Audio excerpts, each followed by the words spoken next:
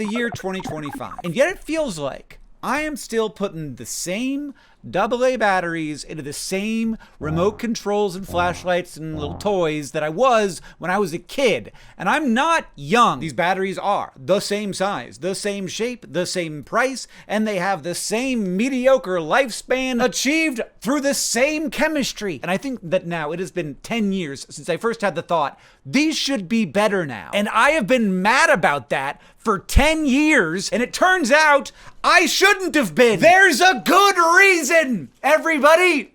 Can you believe it? There's a good reason. I can barely believe it myself, but the reason is very strange. And you might not find this as liberating as I do. Maybe you will find this annoying, but I look at them and I think car batteries have gotten so much better. Phone batteries. I got a pocket-sized supercomputer I carry around with me everywhere. It's got a flashlight in it.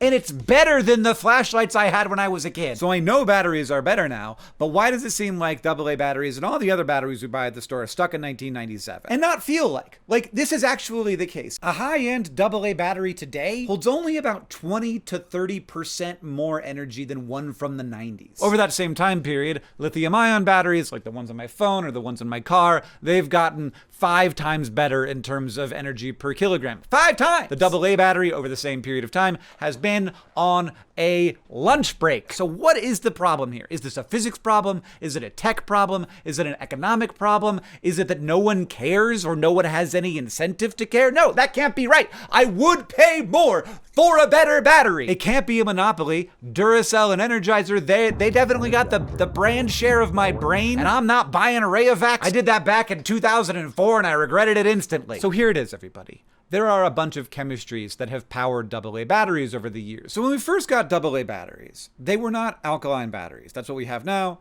Everybody talks about alkaline, and that's exciting. What does alkaline means? It means basic, like the opposite of acidic. So accepting a lot of hydrogen ions. That's all alkaline means. But before that, there were zinc carbon cells, which were acidic instead of alkaline. And then you have battery acid. You've heard of that. Alkaline batteries don't have battery acid, they have battery bases. So there was a big switch that AA batteries were able to make here. They went from zinc carbon cells with the acidic electrolyte to the alkaline batteries with potassium hydroxide as the electrolyte. And a bunch of stuff had to happen in order to make that change possible. They of course had to change the electrolytes, but they also had to improve the can of the battery, like the actual packaging, because there was more pressure inside of a alkaline battery, and also there's expansion that can happen during when the battery heats up or cools down. So they gotta do all this stuff, but they also have to remain the exact same shape because they have to fit in the devices that used the old zinc carbon batteries. And also, importantly, they had to keep the same voltage at 1.5 volts. You can't change the size of the battery because all the devices are designed for that size battery, and you don't get to change the voltage because all the devices are designed to work with that voltage. You can change anything inside as long as those two outside things remain the same. And those aren't the only two chemistries. Eventually, we figured out how to pack different chemistries in there that allowed for rechargeable batteries like nickel cadmium or nickel metal hydride and IMH you've probably seen. And IMH were a pretty big leap forward. They could hold similar amounts of energy to alkalines, and you could charge them hundreds of times. I don't know why I don't use these, honestly. They've been around for a long time. And a high-capacity nickel metal hydride AA from 2005 is about as good as one you would buy today. Some might even say that they've gotten worse. There's been a little bit of a problem with manufacturers exaggerating their capabilities, saying that they could be charged more than they can actually be charged.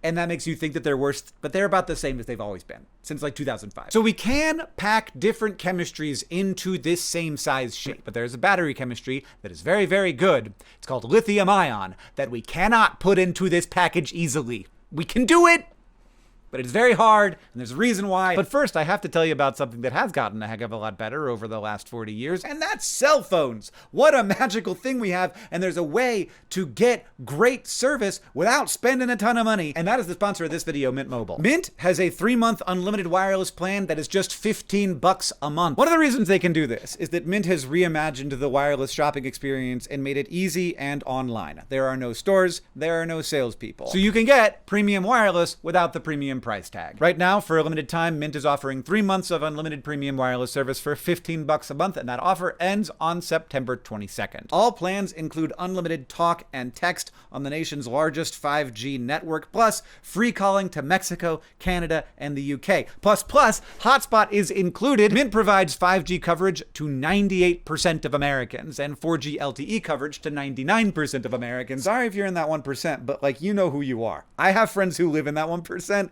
and they know who they've made their bed. You can also bring your own unlocked phone or shop the latest phones with Mint. No matter which route you take, you can keep your phone number and all of your existing contacts when you switch. There's a link in the description. New customers can take advantage of this limited time offer and get 3 months of unlimited wireless for just $15 a month. Upfront payment of $45 is required, equivalent to $15 a month. Limited time offer for the first 3 months only. Speeds may slow above 35 gigabyte on unlimited plan. Taxes and fees extra. See mintmobile.com for details. Offer ends September 22nd at 11:59 p.m. And now I can tell you the problem with lithium-ion batteries. The natural chemistry of lithium-ion sits at 3.6 to 3.7 volts, and that is just way too high for devices built for 1.5 volt AA's. Now, it is absolutely true that most devices that took AA batteries in the 1990s are no longer in use. They're in landfills now, or they're in somebody's drawer, and they're never going to get used again. And so you might think that there was like a moment when we could have switched over to having all new devices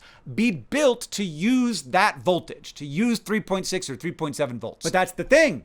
The world is messy, and there was always a device that needed the battery that was new. And so we're always building new devices because we've got these batteries, we've got this system, and it's just sort of chugging along and working. And one thing we don't want to do is have a bunch of batteries that look exactly the same sitting next to the other batteries. And if you use these ones, it breaks your Walkman or your television remote or your child's little dancing dragon. You can't just shove a lithium-ion cell into your kid's toy unless you're ready to say goodbye to that toy. Now, there are ways to make lithium-ion cells work in a AA shape. Manufacturers have to cram a voltage regulator into each one of the batteries that steps the voltage down to 1.5 volts. And this is totally possible, but it takes up space inside the battery, which means less room for actual energy storage. And also, it's not cheap. And lithium-ion is also like a little more temperamental, and like they don't work as well unless there's also some like protection circuitry that's built around the battery. So that eats up even more space and costs even more money. So you end up with a battery that might hold more energy than a regular AA, but because the voltage needs to be stepped down and you need that control circuitry, it's going to be more, like, significantly more expensive. But you can buy these. These are available. And if you see them, you might think, oh, why aren't all AA batteries like this? It's because of that. And ultimately, there's a better solution, and we're already living in the world with that solution. If you have a device that is energy hungry, it's going to come with a lithium-ion battery already inside of it, and maybe a charger for that battery. You like take it out, like my camera charger here, like this, or it's just always going to be inside of that thing. I'm sure I have a device around here that has a lithium-ion battery in it all the time. Here's one. This is a little light. This is a little light that probably isn't charged right now. It's not, but it just has a USB-C plug, and it's got a lithium-ion battery inside of it, and I don't have to worry about whether or not I've got the right chemistry or the right voltage. It's all built in together to do the thing that it needs to do. But then there are devices that just have a really low load, like a television remote, and so you don't actually need to put a lithium-ion battery in there, because you're only going to have to replace it once every year or two anyway, and ultimately, that isn't that different from needing to replace it every 2 or 3 or 4 years. AA's are a commodity. They are dirt cheap, they're low margin, we make them in very high volume. If you sell a magic AA battery that lasts 5 times as long, but it costs 10 times more,